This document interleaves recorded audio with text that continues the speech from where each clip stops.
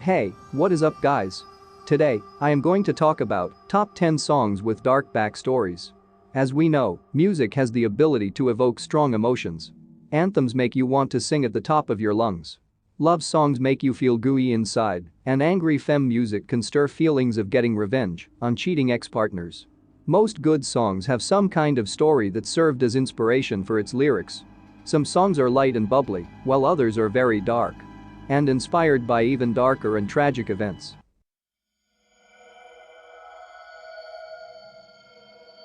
These Are the Days of Our Lives by Queen. Sometimes I get to feeling I was back in the old days. On 5 September 1991, Freddie Mercury's 45th birthday, the song, These Are the Days of Our Lives, was released in the US.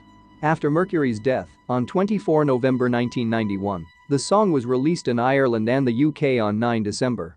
The song is hailed as the most significant single off Queen's album, Innuendo, as the video accompanying it shows footage of Mercury while he was still alive.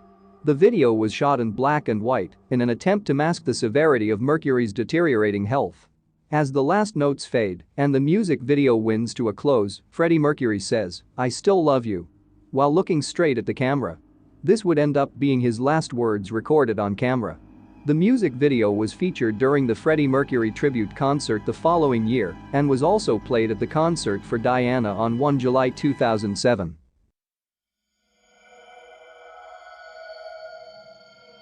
Circus by Eric Clapton. And in the ring stands a circus clown, holding up a knife. Eric Clapton co-wrote Tears in Heaven and dedicated it as a tribute to his 4-year-old son, Conor, who died in a freak accident in 1991. The day before Conor died, he and Eric visited a circus. Eric reminisced during an interview in 1998 that the circus had 3 rings and wild animals, and Conor had been mesmerized by the spectacle. Eric went on to write the song, Circus, in memory of the last night he got to spend with his son.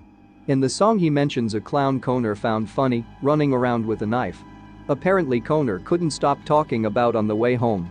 He reminisces in the lyrics how excited his son was about the event, and the melody expresses his sorrow over losing his only child. Eric played the critically acclaimed song live in 1992 before it was made available on record.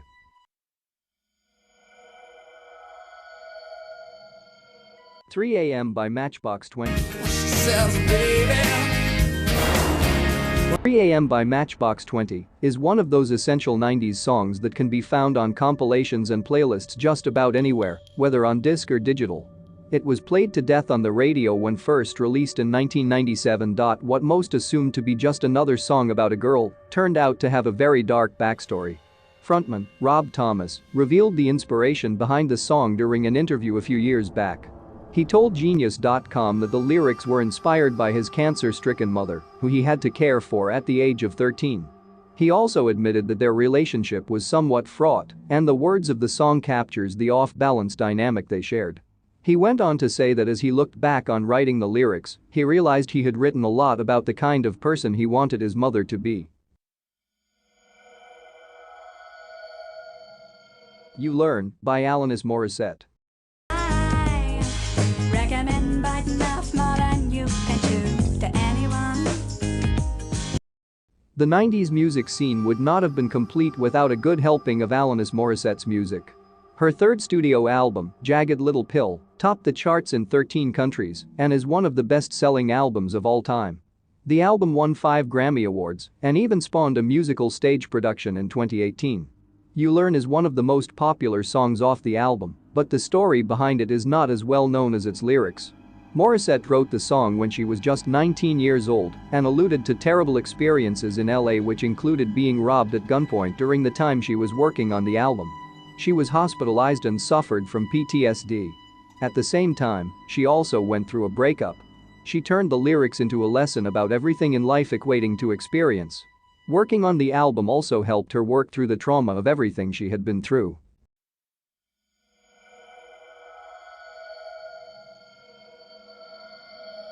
Have You Forgotten? By Daryl Worley.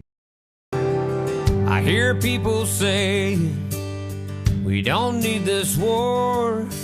When 9/11 devastated America, it seemed that the country would never be the same again.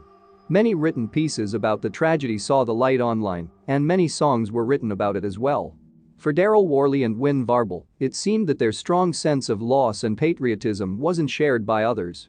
They sat down and wrote the song Have You Forgotten, and it became the biggest hit of Daryl Worley's career. Worley said during an interview that he came from a military family and he had been exposed to war wounds and loss from an early age.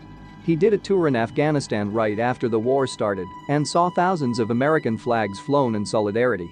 2 weeks later the flags were gone. Have You Forgotten's lyrics were born out of this experience. I've been there with the soldiers who have gone away to war. And you can bet that they remember just what they're fighting for.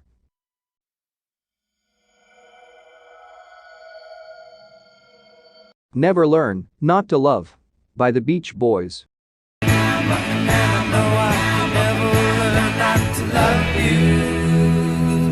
The Beach Boys are an indelible part of the music industry. What some may not know, however, is that the late Dennis Wilson, co-founder and drummer, had a strange, if short-lived friendship with cult leader Charles Manson. Manson even lived in Wilson's house for a while before he and his cult committed several murders.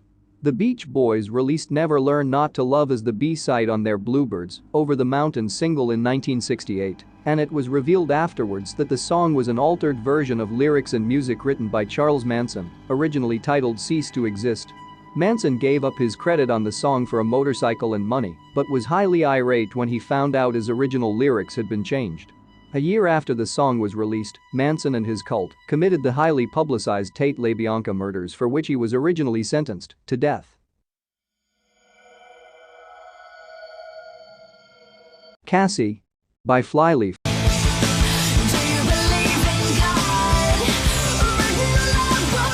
On 20 April 1999, Eric Harris and Dylan Klebold murdered 12 of their fellow students and one teacher at Columbine High School. They then proceeded to commit suicide. One of the murdered students, Cassie Renee Bernal, was shot in the head by Eric Harris, allegedly after he asked her whether she believed in God, and she answered yes. This scenario, which has led to a lot of controversy because many saw Bernal as a Christian martyr, has also served as the inspiration for several songs, including Cassie by Flyleaf. Flyleaf is an American Christian rock metal band, and they wrote the song to commemorate Cassie Bernal's life and martyr's death. The lyrics to the song include, "All heads are bowed in silence to remember her last sentence. She answered him knowing what would happen, her last words still hanging in the air."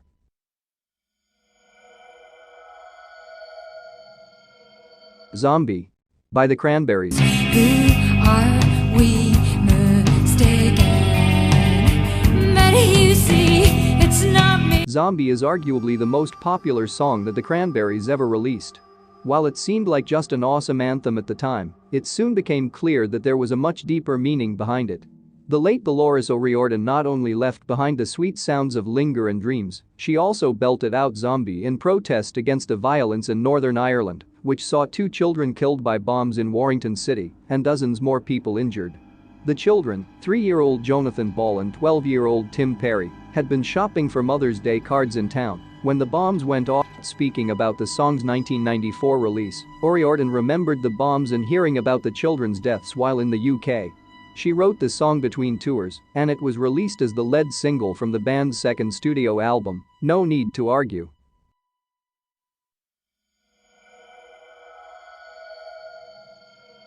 John Wayne Gacy Jr. by Sufjan Stevens. His father was a drinker, and his mother cried his. There is no misinterpreting this song as the title alone tells you all you need to know. With lyrics like his father was a drinker and his mother cried in bed. Folding young John's t-shirts when the swings had hit his head, the song focuses on serial killer John Wayne Gacy's formative years before escalating to his murderous tendencies. Gacy was hit in the head by a swing when he was 11, causing a blood clot to form in his brain. Some psychiatrists believe the accident could have altered his psyche and helped to develop his appetite for murder.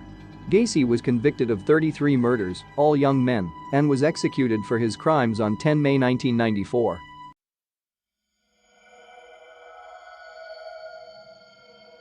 Pretty by Korn.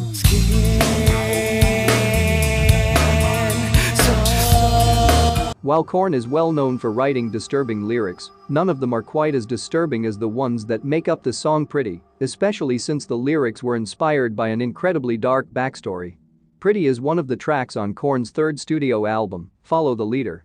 Lead singer John Davis used to work as an autopsy assistant and recalled an incident during which the body of a baby was brought into the coroner's office. The baby was an 11-month-old girl who had been raped and beaten to death by her father. Both her legs had been broken, and she looked like a discarded toy doll. David went on to say that he had been severely traumatized by what he saw. He was about 18 at the time and had severe nightmares about the incident that continued to haunt him well into his adult life. Pretty was written in remembrance of the baby girl who lost her life in such a senseless manner.